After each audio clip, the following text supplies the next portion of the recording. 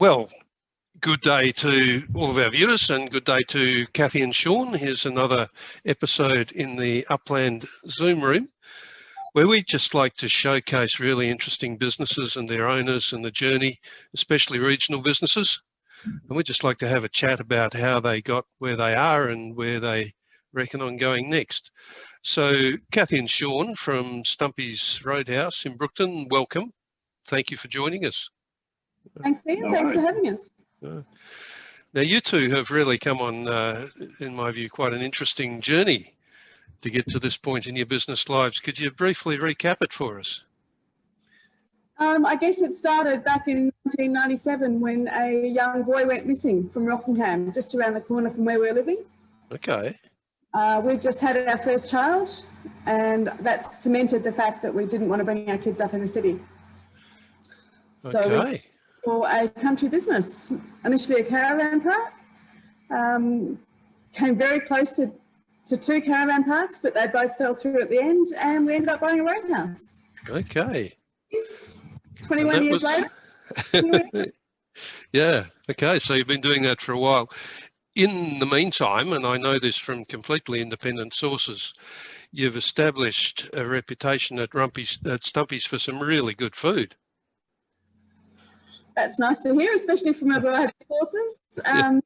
Yeah, we've worked hard to change the perception of Roadhouse food from, you know, a crumb sausage and a can of Coke, to we've given them now a wide variety of healthier choices, which we found has been good for our customers and good for our business. So that's really good. So do people now seek you out for the food as well as just fill up the tank and get a bottle of chilled water? We believe so, and we've even heard stories of people swapping highways to go the slightly longer way around so that they can come via us, which pleases us greatly. That's really good. So 21 years in the Roadhouse business, you've probably seen a lot of fluctuations and changes in local travel and so forth, and last year must have been a particularly interesting one with COVID. Yeah, last year hit us like it hit many other businesses, Ian. As soon as Mike McGowan closed the borders, and I don't begrudge him for doing it, I think it's the best thing he could have done, but our business took a very severe dive. So, but we're back now, and I think as a state we are stronger than ever because of those early decisions that he made. Sure. So do you now find that caravanners and other travellers are coming through Brookton exploring WA in bigger numbers than they were before? Yeah, I think what we found, Ian, is that we don't get the international tourists. Yep. Because from Waypoint to Wave Rock, we used to get a lot of busloads of international tourists. We see very few of those now, but we are seeing more caravans and local bus tours. So we lose on one half, we sort of gain on the other. Oh, that's good. That's good. So it's working. Now, it must have been 21 years of pretty damn hard work. I mean, roadhouses keep long hours and there's a lot to do. When we started, our youngest was 2 weeks old, and I'd come from a government job, and so I didn't really know what hard work was. And Kathy bore the brunt of that, both with the children and the roadhouse. And it took me a while to get my eyes open, but yeah, the first few years were a struggle, and we've been through some ups and downs, but yeah, we've got the hang of it now. Yeah, that's good. That's good. Not only that, Ian, we have a very good staff. We like to think that we've got a very good team, and some of them have been with us for a long time, and without them we couldn't do it. So it's not just us, it's the team as well. Yeah, absolutely. Sure. And some of the best businesses I know have been started at really crazy times, like, you know, just got a new baby or just in the middle of a recession or something appropriate like that. Only get easier from where it starts. That's right. So when you were sort of getting into this, you were city dwellers, right? Decided to buy a business in a country town. One of you from government work, which is a different sort of world. Did you have some help or some mentors, or did you find your feet on your own? I think both sets of parents played a big role. They came down and spent time with us, and not only did they help with the children, but they helped moral support, which was crucial at the time, because there was a lot of times where we said, "What the have we done?"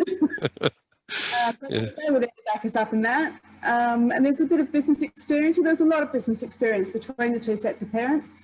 So they gave us some advice and some just suggestions on how to make things a bit easier for us. So I guess they were our role models. Yep.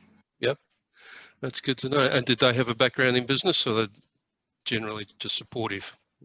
Kathy's parents did. My parents had more background in farming. Right. Yeah, a little. But yeah, but the business was mostly Kathy's mum and dad. Yep. And my parents were a lot of moral support. Surely. Yeah. I think as farming people really get the importance of community in these small centres, don't they? Yeah. And that's something that we've aimed towards too, Ian, is to integrate our business into the community, so that whatever they think of, the solution is Stumpy's. And we've worked hard for that. We donate to a lot of community organisations. We help out on committees. We've got spare equipment that we lend out when it's needed. And yeah, there's lots of different ways that we can just try to work with our community to solve things. All our emergency services people, if they come in uniform, they get a free coffee. Because of the hours that we work, we can't, be a volunteer fire brigade or ambulance or anything like that. But that's our way of saying, hey guys, we appreciate what you're doing, helping our community. Yeah, that is fantastic, and that is something else that we see again and again in country towns and even out of towns. It's the old saying that was said to me many, many years ago in the country that if we don't hang together, we'll all hang separately. Oh, great way to put it. Yeah. Look after each other. Yes. Yeah. Oh, that's good to hear. But you're now taking this a little bit further, aren't you? You're embarking on another entrepreneurial journey off the back of this one. Can you tell us about that? Yeah, I guess it started, we've been trying to find ways for our customers to take our flavours and our products home. So that's what started the journey. We've been down many different paths to try and get to where we are now, and we've stopped and turned back and stopped and turned back. But what we've come up with is a very unique, currently not available on the world market, brand of products which are fun, healthy, creative and easy to use. We're excited to be very close to launching Hass Foods. Okay, great. And how will that get to customers? I'm guessing that's not going to be sold only in the Roadhouse, that line of product. No, we will be going online. We have a website which is very close to being ready. Thanks in no small part to the Southwest Leaders Group. They've rallied around us and helped us get this initiative off the ground. Yeah, so online and through the Roadhouse and through any stockists that would like to get involved. Good, good. So once again, it's a community of people that's made that possible. Oh, absolutely. Yeah. Sure. Would you like to give us the URL for that online store? It's not up yet, but there'll be a placeholder up in a couple of weeks. I'm still in the throes of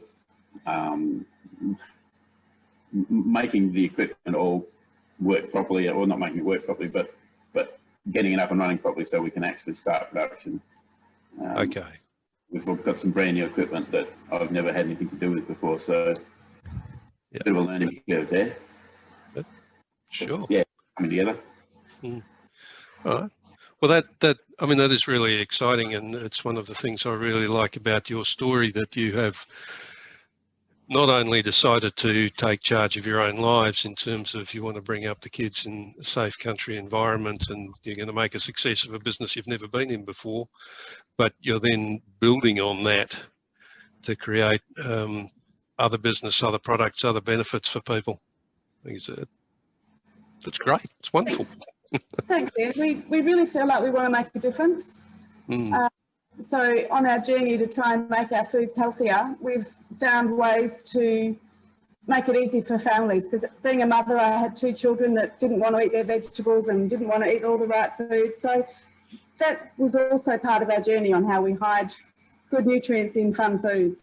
Mhm. So, the first line of products to come out is a loaf of bread with 4 serves of vegetables in. Lovely bright colours, 1 colour for each colour of the food rainbow. Kids will love it. It's great. Yeah, excellent. And the kids can get too, so very simple. Yep. So just remind me, you'll be selling this online, of course, but you're also looking for conventional retail distributors. If anybody would like to come on board and get involved, absolutely. Yep. Good. We're open to opportunities. Yeah, sure. And you, to judge by what you say about equipment, you've had to make an investment not only of time and original thinking, but put some money behind this new venture. Yeah, we did. We imported a few small machines from America very early on in the process, just to test our concept and to see if it works. We're very successful, but the machines weren't big enough to produce anything on a commercial level. So we've looked at some grants. We were successful with the Wheatbelt Development Corporation. Gave us a small grant to get some equipment. We put in for the Food Innovation Australia's Black Summer project, and we're successful there on that grant. And we've also been involved in the federal government's Entrepreneurs Program. Helped us with professional advice and services to make sure that we've got good solid foundations for the new business venture. So yes, there has been a financial input, probably half of it ours and half of it through grants. So it's nice to know that we've got the federal and state governments behind us. It is, isn't it? That's really good. And I think that's exactly where government money should be going to assist industry. It's to help people over the threshold. Absolutely. And I think nothing has made that more obvious than the pandemic. We need to be more reliant on Australian manufacturing and make sure that we support small Australian manufacturing businesses and allow them to grow. Yeah, isn't it wonderful? We're talking about Australian manufacturing again in all kinds of areas. Yeah. Yes, there needs to be more of it. Most certainly. And what's the future looking like for you two? A small farm to come home to at night and relax and play at some hobbies that we've sort of put on hold for 20 years. Right. And we're in the throes of setting that up and enjoying a bit of relaxation. Yeah, good. Yeah. Nothing like a bit of dirt under your fingernails. No. We just need a place to escape from the business. We've barely had it for the last 20 years, so we thought now it's time. Sure. And to put a fresh focus on what we're doing, and we're more energised and more able. So the future from a business perspective is looking pretty good as well, I hope. Good. No, I'm very glad to hear that. So we're going to wind up in a minute. I really appreciate you sharing your story. I think it's one of my favourite stories, and I'm very glad to give it a wider audience through our Zoom room. Is there some message you would leave our viewers with in terms of business, perhaps regional business in particular? What would be your parting thought? One of the biggest lessons I've learned recently is surround yourself with good people. I always said, running a roadhouse, we don't need to network, we don't need to do all the stuff, who's going to be out there that's going to make a difference, basically. And I grew up keeping all my cards close to my chest. We don't put everything out there. But once I got to that huge step and I joined Southwest Leaders, which was thanks to you, so thank you for that, our life has changed. So I had one piece of advice for any small country business especially, because we have to work together. If I had one piece of advice, it's just surround yourself with good people and open up to what they can offer you. There's lots of help out there. We've just got to ask. That's wonderful advice, Kathy. Thanks, and I appreciate that message, and I totally endorse it. And I guess from where you started, it's very easy to think that running something like a roadhouse, what you basically do is switch on the lights and wait for someone to pull up to the Bowser. But there's obviously a lot more to it than that, and there can be a lot more to it than that if you get on the front foot with the business. Yeah, and we try to keep it changing all the time as well. So just keep it interesting for our customers. Yeah. Well, congratulations to you both. It really is an inspiring story, and very pleased to have the opportunity to share it. Thank you for giving us the opportunity. Thanks for your time today, Sean and Kathy Wood, latest guests in the Upland Zoom room. Thank you very much and have a great day. Thanks, Ian. You Thanks, too. Ian. Yes. Well, that was Kathy and Sean Wood from Stumpy's Roadhouse in Brookton, which is about an hour or so out of Perth in the West Australian wheat belt. And what a great story it is. And they told me just as we were wrapping up that the two of them and the two children are now all enrolled in the same MBA program. So there's a family that just don't stop. In fact, they don't slow down. There's an entire family of real entrepreneurs. What a great story. I find that heartening. I'm sure you do as well. Thanks again to you, our viewers, and to our guests for joining us in the Upland Zoom room.